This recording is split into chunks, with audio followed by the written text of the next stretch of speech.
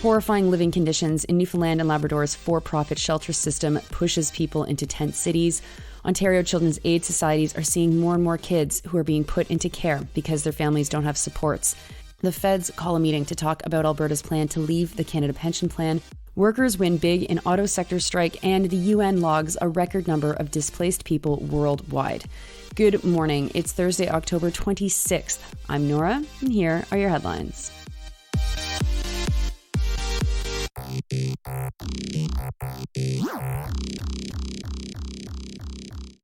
We start today in Newfoundland and Labrador, and a story of the state of transitional housing in that province. Karen Peddle used to live across the street from the Legislative Building.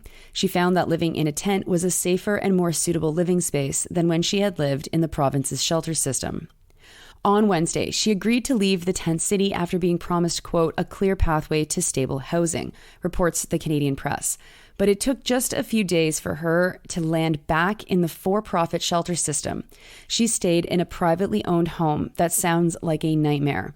Peddle describes the conditions: needles under the sink, holes in the heater and walls, and rats. Another tenant showed his units to journalists as well. Burners on the stove don't work, and the thermostat is sealed off from being able to be touched, even though the building gets very cold. And one of the drawers in his kitchen has only rodent droppings and a naloxone kit. Walls have been patched with drywood sheets, mold is in the bathroom, and walls, curtains, and carpets are all stained. Up to 4 people can live in this basement apartment, and none of the bedroom doors actually lock. The Canadian Press reports that while media was outside of the facility, 2 officers questioned Peddle inside, and cleaners arrived at the facility. The report says that Newfoundland and Labrador is the only province to contract private landlords to house people when shelters are too full, though it says that they couldn't get a clear answer from whether or not Ontario does this, which doesn't make too much sense to me because it's well known that people are regularly housed in hotels there, which are, of course, privately owned and operate on a for-profit basis. And actually, that's also the case in other provinces too. So it'd be interesting to know what the Canadian Press means by there being no other provinces that use private for-profit housing spaces when many of them do use hotels, though this isn't explained in the article. Anyway, last year, the province spent $5 million on for-profit shelters and hotels.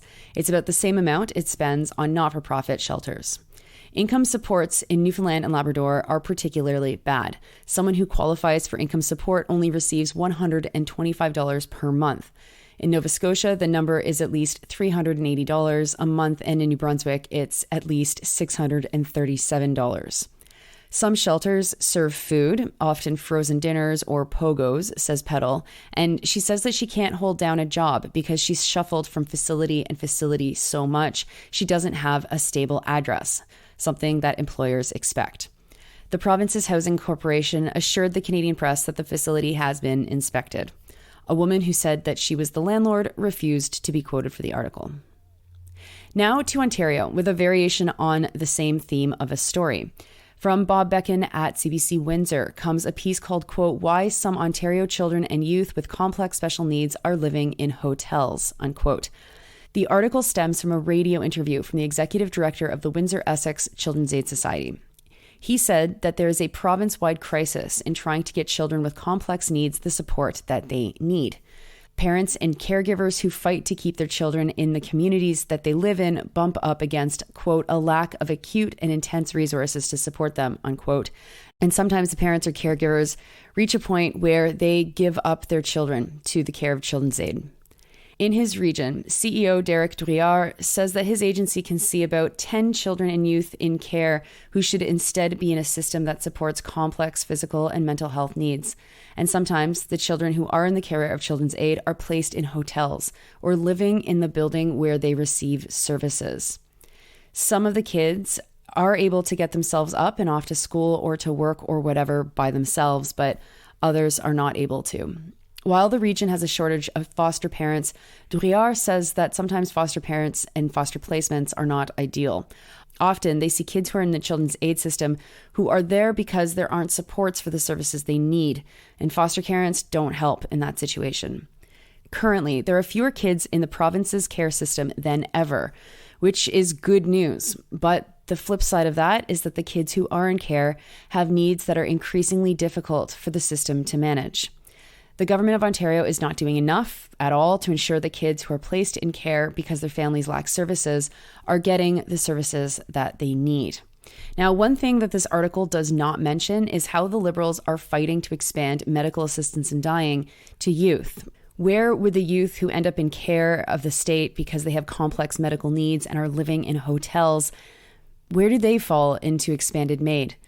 How vulnerable are they going to be to possibly being given the option to end their lives? Now to federal news, and something that maybe you've seen but is just too boring, your eyes glazed over and you just skipped past. It's still kind of important.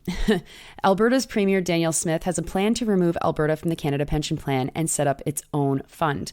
The Ontario Finance Minister this week responded to this plan, saying that this decision could seriously harm the stability of the CPP. Finance Minister Peter Bethlenfalvy asked Chrystia Freeland to organize a meeting for the finance ministers all over Canada to discuss Alberta's plans. Freeland agreed to the meeting in a matter of hours. Though she said Alberta has, quote unquote, the right to leave the CPP, she wants to make sure that leaving the program will be done, quote, based on facts, unquote. She must have never heard of Danielle Smith before, because the truth-telling capacities of Madam Smith are not super strong. Phil Tsakouras from CP24 reports that Smith claims, through a third-party report, that Alberta will be owed more than half of the fund's assets, which is hilarious. The Canada Pension Plan Investment Board estimates that Alberta would be entitled to about 16% of the fund's assets. Now to the United States, where there is big news for auto workers. After 41 days on strike, the union announced a tentative agreement with Ford. The agreement goes to the members now for a ratification vote. The workers have won a 25% pay increase over 4.5 years. They will also get a $5,000 ratification bonus. These details are being reported by the Detroit Free Press and were leaked to them quietly by an anonymous source last night. The wage increase is the highest that workers have received in the last 22 years. They also increased the starting wage rate by 68%, giving some of the lowest paid workers an immediate boost in wages of 85%. The agreement also promises to bring back the cost of living increases, which were killed during the 2008 recession. And it will kill tiered wages among workers and give workers the right to strike over plant closures. What's amazing about the reporting from the Detroit Free Press is that they seek out striking workers to give their opinions on the proposed agreement.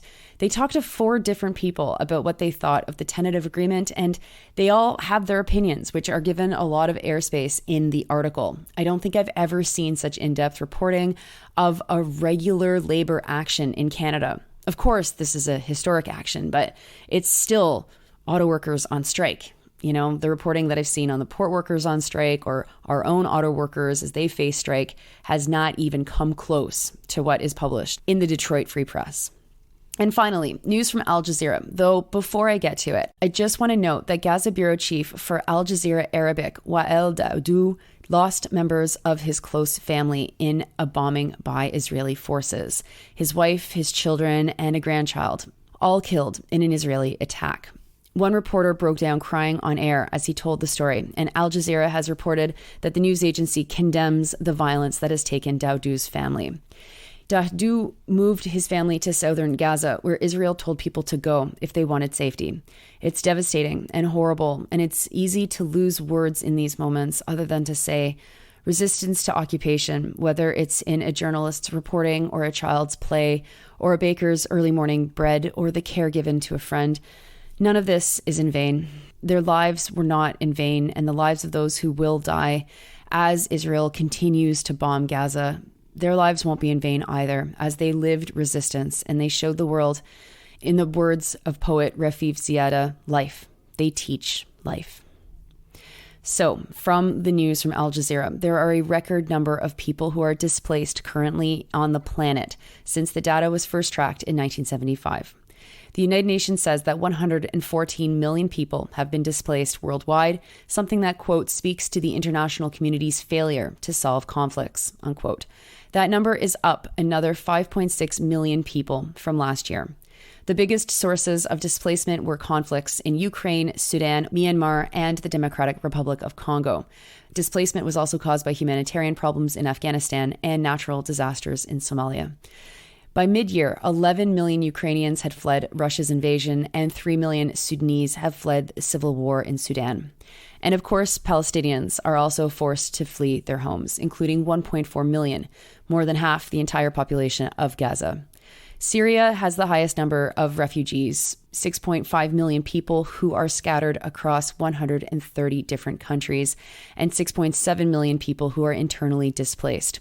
That's the second largest population of internally displaced people in the world. The largest population of internally displaced people live in Colombia at 6.9 million people. Those are your headlines for Thursday, October 26th. I'm Nora. You're listening to this podcast at sandyandnora.com on the Real News Network podcast feed or wherever you get your podcasts. I hope you have a wonderful Thursday.